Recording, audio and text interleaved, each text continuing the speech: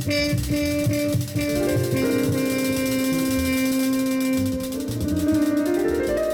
more of a strength and conditioning coach, so I can work more with athletes and get them involved into the Mucusless diet too, because it's really the sports, health and fitness industry that's really struggling with this concept right now. You guys get it, which is great, but it's the athletes that are clueless, and it's not their fault. It's where they're learning it from, the trainers, the coaches, and all that good stuff.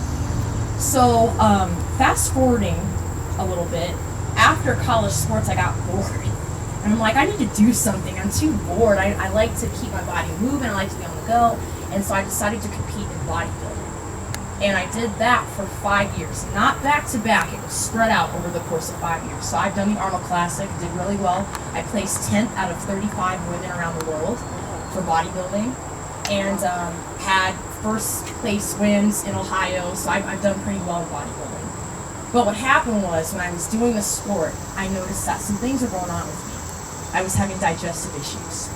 I was tired all the time. I'd get my 8 hours of sleep. And by noontime, I was dead. Had no energy. My acne was horrible. And I always have been known for my skin.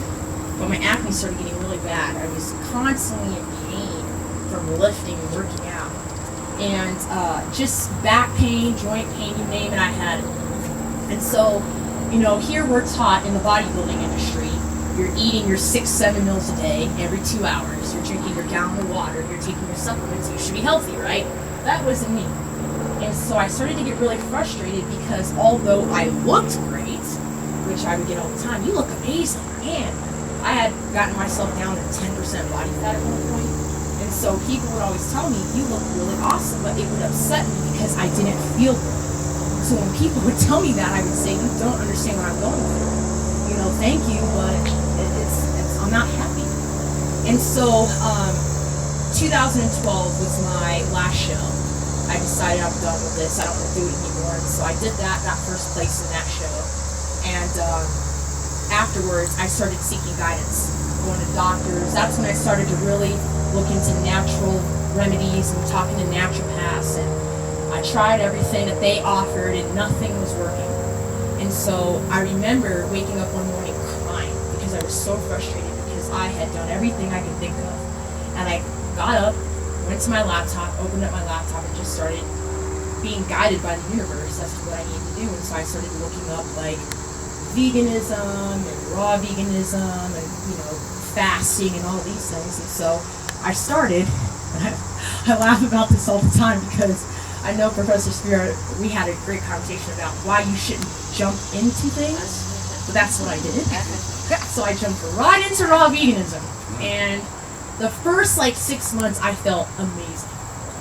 Felt great, had energy, my stamina was awesome, my skin cleared, and I would say about a year into the raw vegan diet, I started getting my symptoms back. I started getting my acne back, my energy was going down, and what I came to realize now looking back is that I wasn't doing the raw vegan diet right.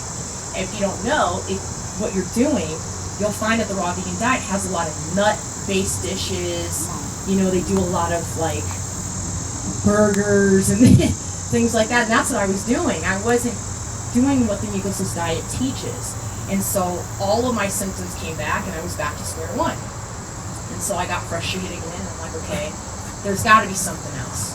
And so I went back on my laptop on a whole other night and did some more research, and so I funneled through, and I came across Arnold Ehret. And so I started reading about Arnold Ehret, and immediately I'm like, this makes sense. How do people not know about this? And so I funneled through some more and came across Professor Spira. And I remember just reading his biography and going through his website, and then I found out he was in Columbus. Wow. And I was like, this is fate. This cannot be happening. And so I immediately that night contacted him. And I was like, what do I need to do to get a consultation with you? It was immediate.